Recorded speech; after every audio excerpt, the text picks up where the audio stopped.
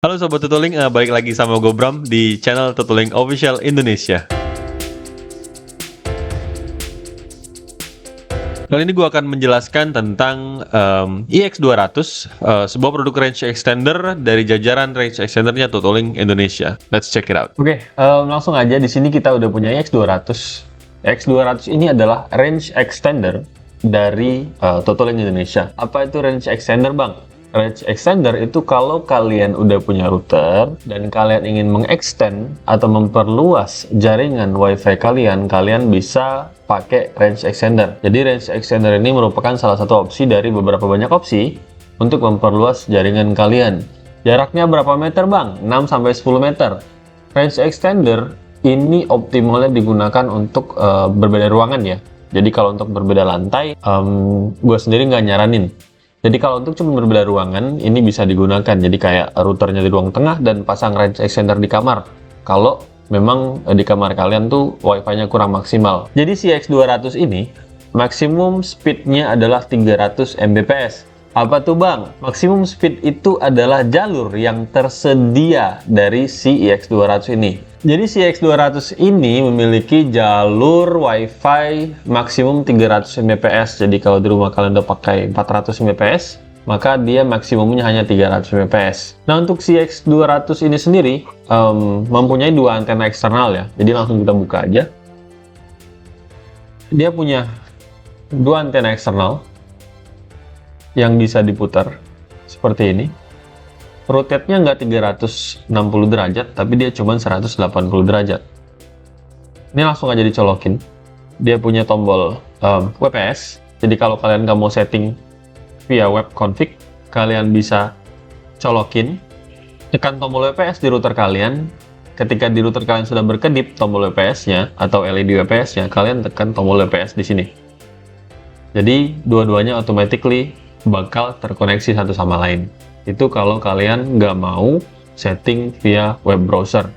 Nah, kalau itu gagal, gue akan kasih tahu tutorial cara setting via web browser. Jadi setting EX200-nya via web browser. Let's check it out. Oke, setelah EX200-nya kalian colokin di listrik, kalian buka laptop atau handphone sama aja. Dari handphone juga bisa. Tapi dengan catatan kalau dari handphone, data kalian, data SIM card kalian matiin dulu. Jadi semuanya mengandalkan pure WiFi. Kalau dari laptop langsung aja cari di WiFi-nya EX200. Seperti yang gue udah bilang di video sebelumnya bahwa kalau untuk sekedar setting, itu nggak masalah, nggak ada koneksi internet. Kita pilih EX200-nya, kita koneksiin aja langsung. Lihat dia no internet access ya, tapi dia udah koneksi langsung antara laptop dan si EX200-nya. Karena semuanya by lokal.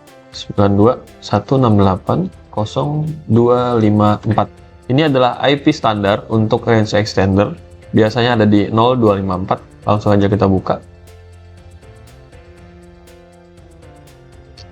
Nah, untuk EX200 sendiri tampilan awalnya seperti ini. Kita masuk ke repeater setting. Sebelumnya gue bakal jelasin dulu. Si EX200 ini dia punya dua mode yang bisa kita gunakan. Yang pertama adalah repeater. Dan kedua adalah access point. Repeater dia tanpa kabel. Jadi dari router utama ke si EX200 tanpa kabel. Dia repeater, hanya merepeat apa yang didapat dari si router utama, termasuk password. Password biasanya tidak bisa dirubah, jadi password antara router utama dan EX200 itu harus sama. Sementara access point, untuk lebih stabil, access point itu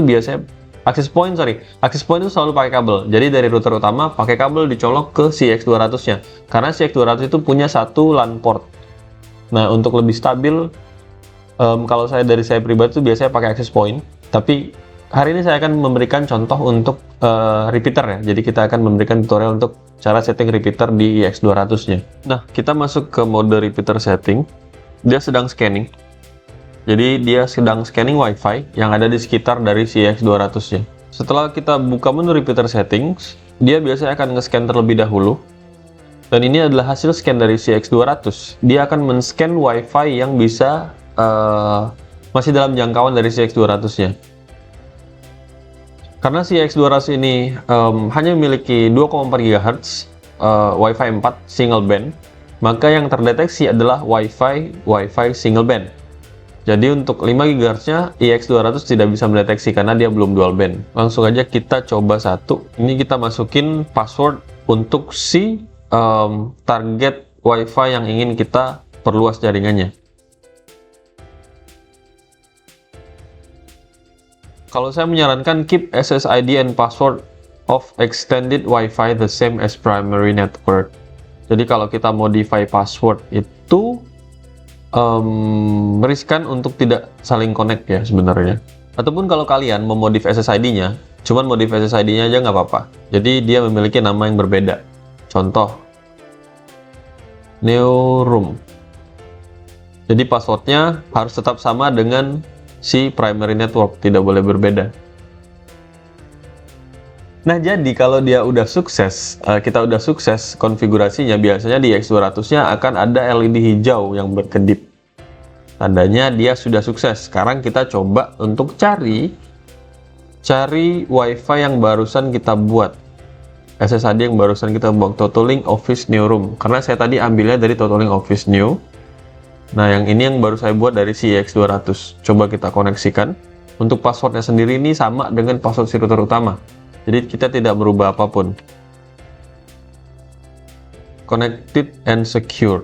Kita coba speed test.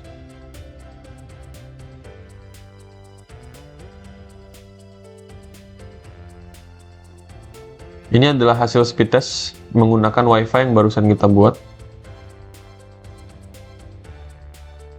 Nah, ini sekedar tips aja. Jadi kalau kalian ketika settings dan tulisannya no internet connection atau connected but no internet, ketika kalian udah selesai setting seperti ini dan dia masih tidak terkoneksi, kalian buka, ini untuk di laptop aja atau di PC, kalian buka command prompt CMD, ketikin aja enter, kalian ping aja, coba ping 8888. Biasanya ada beberapa case yang memang si extender ataupun koneksi harus dipancing dengan ping terlebih dahulu. Kalau ini berarti dia udah bagus. Biasanya kalau dia gagal itu tandanya general failure atau request timeout. Nah, untuk troubleshooting selanjutnya mungkin kita bisa bikin video lain aja ya. Jadi ini hanya memang terfokusnya untuk di cara setting si X200. Kalaupun kalian penasaran dengan cara setting X200 untuk access point mode, nanti kita akan bikin tutorial selanjutnya juga. Oke, mungkin itu saja dari gua.